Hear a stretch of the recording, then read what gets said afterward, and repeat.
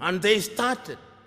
In January 1961, they assassinated Patrice Emery Lumumba, and Congo has never been the same again. In 1963, they assassinated Sylvanus Olympio in Togo, and Togo has never been the same again. Then there were coup d'etats, Kwame Nkrumah himself. In 1966, eliminated via coup d'etat, all his writings, all his speeches banned, never to be read, never to be listened to until 1972, when Ignatius Kutu Acheampong rehabilitated him. Ahmed Ben Bella in Algeria, gone. In Nigeria, Nnamdi Azikiwe and Abubakar Tafawa Balewa, gone. In Mali, Modibo Keita, gone. In Chad, everywhere, coup d'etats. Here in Ethiopia, 1974, if I'm not wrong, coup d'etat and the emergence of the Derg regime. In East Africa, Uganda, coup d'etat, mutinies in Kenya, Uganda, Tanzania in 1971. All orchestrated because we were disunited and we were weak.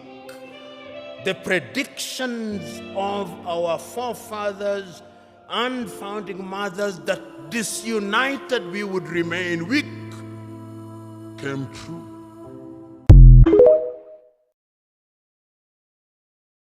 How many of you in this assembly will not remember Marcus Garvey and say that he was a leader?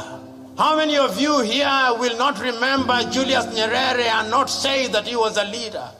How many of you will remember Kaunda, Amilcar Cabral, Samora, Moises Machel, Agostino Neto, Nnamdi Azikiwe, Abubakar Tafawa Balewa, Gamal Abdel Nasser, and many others, and remember that they were leaders. They denied themselves. I so very fondly remember that when Kenneth David Kaunda left office, it was said of him that the only amount of money he had in his account was the equivalent of $5,000. That is what your current politician eats for breakfast. I can remember when Julius Kambarage Nyerere left office after 24 years, the only amount of money that he had in his account was the equivalent of 8,000 United States dollars. That is what your current politician uses for a single visit to a gymnasium. They were leaders who were selfless. They understood that it was an honor and privilege. They sacrificed their lives. They saw their positions of leadership as that of leading their brethren. They did not think that they were superior to the people they led. They thought it was a privilege and that they had the honor, and that because they had that honor, then they had to serve their leaders with distinction, with consistency. They were prepared to be questioned.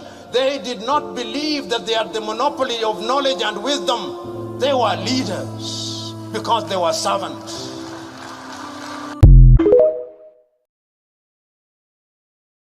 Yeah, shalom, shalom, shalom, shalom. We give all praises and honor and glory to the Most High, Yahweh, Yahweh Shai. Listen, African, our Hebrews, Israelites in the land of Ham. It's time for us to wake up, man.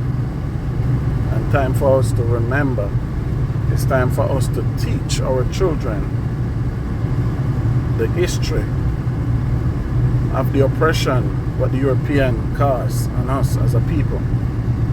You understand me? Europe is rich, known resources, not even one natural resources. France owned 21 colony. Our 21 so-called country is indebted to France in Africa. Belgium, German, the British, the Netherlands. You understand me? Most of these European countries, if it's not all, get rich through the wealth of Africa. And this so-called European war, what you see coming in Europe, because they call it World War, you know. But European people fighting is not the world war. So let's just break it down. Why World War One, where it start? Europe. World War II, where it start? Europe. And this war that's coming now with these European white people fighting against themselves, it stemmed from Africa. Everything began here. That's what created that war in Ukraine. That's why the French and the British were pushing for it so much. You know why? Because the countries like Niger, Burkina Faso, Mali, Guinea, you understand me? All these countries was French-speaking country, and they get rid of the French, and they have Russian missionary in those countries. You understand me? So what? Is Syria fall too? Syria did get independence by France. You understand me? We will not forget that. So now Russia moved to Libya. Russia making inroads into Africa now. So now these bastards, the French, they can't kick Russia out. And Ukraine have the biggest military manpower in Europe. So they use Ukraine to anger Russia. So all that war what you see going on there, it started because of Africa, but it's not everything is televised. You understand me? And we will know. But remember, man, remember.